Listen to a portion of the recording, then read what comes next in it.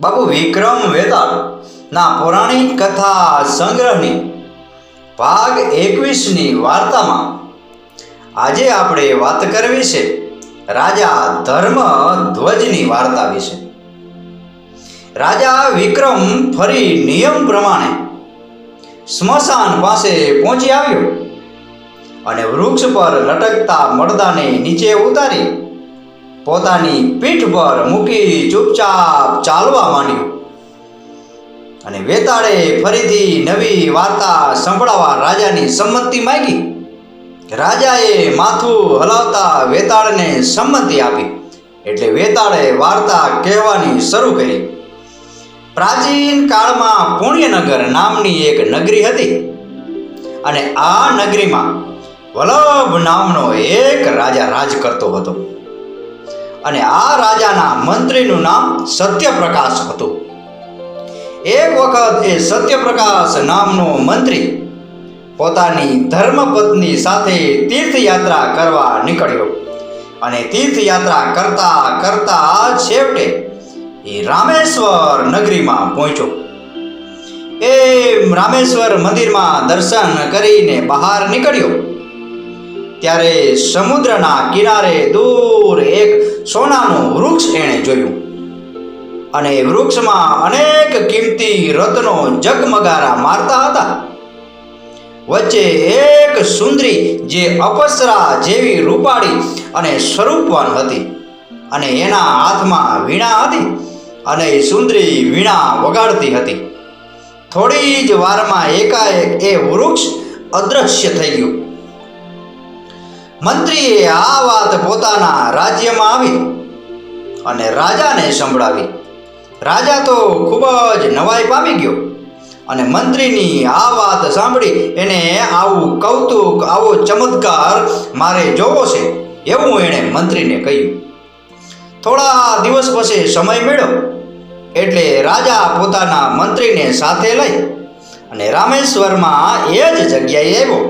ત્યાં રામેશ્વરમાં દર્શન કરી ભગવાનને નમન કરી અને મંદિરની બહાર નીકળ્યો કે તરત જ એની નજર સામે એ અદ્ભુત દ્રશ્ય નજરે પડ્યું જે મંત્રીએ નજર જોયું હતું। રાજા તરત જ એક પણ પળનો વિલંબ કર્યા વગર દોડી અને વૃક્ષ ઉપર ચડી ગયું। વૃક્ષ પાતાળ લોકમાં જોત જોતામાં અલોપ થઈ ગયું અને વૃક્ષ પર બેઠેલી સુંદરીએ મહારાજ આપ અહીં શા માટે આવ્યા છો એ મહારાજાને કહ્યું। એટલે રાજાએ સુંદરીને કહ્યું કે હે સુંદરી, હું તારો સુંદર ચહેરો જોઈ અને તારી પાછળ પાગળ થઈ ગયો છું એટલે તને મેળવવા માટે અહીં આવ્યો છું। અને સુંદરીએ રાજાને જવાબ આપતા કહ્યું કે ભલે મહારાજ, પરંતુ આપ મને એક વચન આપો કે કાળી ચૌદસની રાતે તમે મને મળી શકશો નહીં અને જો મારી આ શરત તમને કબૂલ હોય, મારી આ વાત અને આ શરત જો તમને મંજૂર હોય તો હું આપની સાથે જરૂર લગ્ન કરીશ। રાજાએ એ સુંદરીની વાત માન્ય રાખી અને વાત સ્વીકારી અને રાજા સાથે એ સુંદરીના લગ્ન થઈ ગયા અને રાજા એ સુંદરીને પોતાના રાજ્યમાં લઈ આવ્યો। અને જ્યારે કાળી ચૌદસની રાત આવી ત્યારે રાણીએ રાજાને યાદ અપાવતા કહ્યું કે મહારાજ, આજે કાળી ચૌદસ છે, આજે આપ મારી પાસે નહીં આવો એ શરત તો તમને યાદ છે ને? એટલે રાજાએ હકારમાં માથું હલાવ્યું અને પોતાની શરત યાદ છે અને મળવા નહીં આવે એવી એને રાણીને ખાતરી આપી।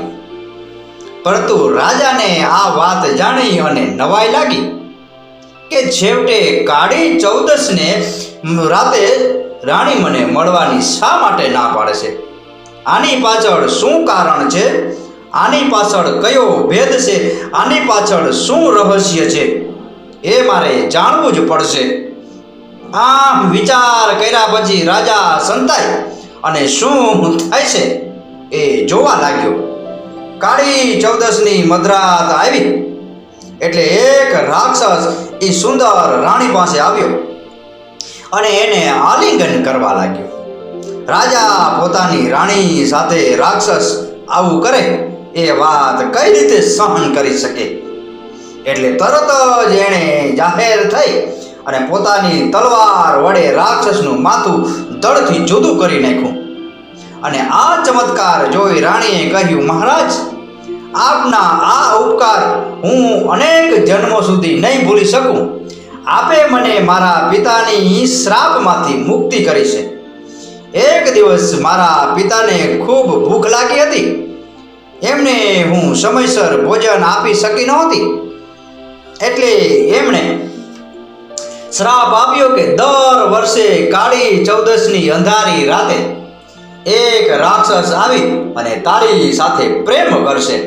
જ્યારે એ શ્રાપમાંથી મુક્ત થવાનો ઉપાય પૂછ્યો ત્યારે એણે કહ્યું કે એક મહાન પ્રતાપી અને વીર રાજા એ રાક્ષસને મારી નાખશે ને ત્યારે તારા શ્રાપમાંથી તને મુક્તિ મળશે. શ્રાપમાંથી મુક્ત થયા પછી એ સુંદરી રાજા સાથે પુણ્ય નગરીમાં આવી પહોંચી.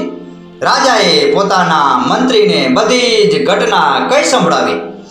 જે વાત સાંભળતા જ મંત્રીની છાતી ફાટી ગઈ અને મંત્રી તરત જ મૃત્યુ પામ્યો. વેતાળે પોતાની વાર્તા પૂરી કરી અને રાજાને પૂછ્યું કે રાજન, રાજાની વાત સાંભળી અને મંત્રી કયા કારણે મરી ગયો હશે?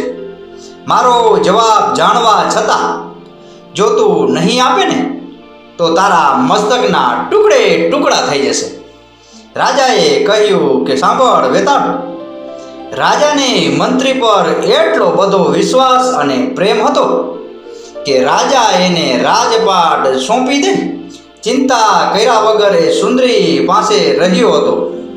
એ અદ્ભુત સુંદરીને પોતાની પહેલી વખત જોઈ ત્યારે એને મેળવવાની ઈચ્છા કેમ ન થઈ? પોતાના કરતા રાજા વધારે નસીબદાર કહેવાય છે. આવી અદ્ભુત પરમ સુંદરીને મેળવી શક્યો નહીં. હવે એની સાથે લીલા લહેર કરશે. પોતે કશું જ પામી ન શક્યો અને હવે રાજા પાસે પોતાનું મહત્વ રહ્યું નહોતું. એ વાત લાગી આવતા જ મૃત્યુ પામ્યો. રાજાની વાત સાંભળી અને વેતાળે રાજાને કહ્યું કે રાજન, તમારી વાત એકદમ 100% સત્ય છે. તમારી વાત એકદમ 100% સાચી છે. એ જ સાચો જવાબ છે. પરંતુ આપણી શરત હતી કે વાર્તા દરમિયાન તમારે મૌન રહેવાનું. પરંતુ શરત ભંગ થઈ. તમે તમારું મૌન તોડ્યું છે એટલે હવે હું મારી જગ્યા પર પાછો ફરીશ. અને આટલું કહી વેતાળ સડસડાટ આકાશમાં ઉડી ગયો અને મળદું હવામાં ઉડવા લાગ્યું અને શમશાનમાં પહોંચી વૃક્ષ ઉપર ફરી એ જ જગ્યાએ ઊંધા માથે લટકાઈ ગયું. બાપુ, આ હતો વિક્રમ વેતાળના પૌરાણિક કથા સંગ્રહ ભાગ 21ની ધર્મધ્વજ રાજાની વાર્તા. આ વાર્તા, આ કથા, આ પ્રસંગ પૂરેપૂરો સાંભળો એ બદલ આપનો ખૂબ ખૂબ આભાર. આપનો દિવસ શુભ રહે. મહાદેવ હર.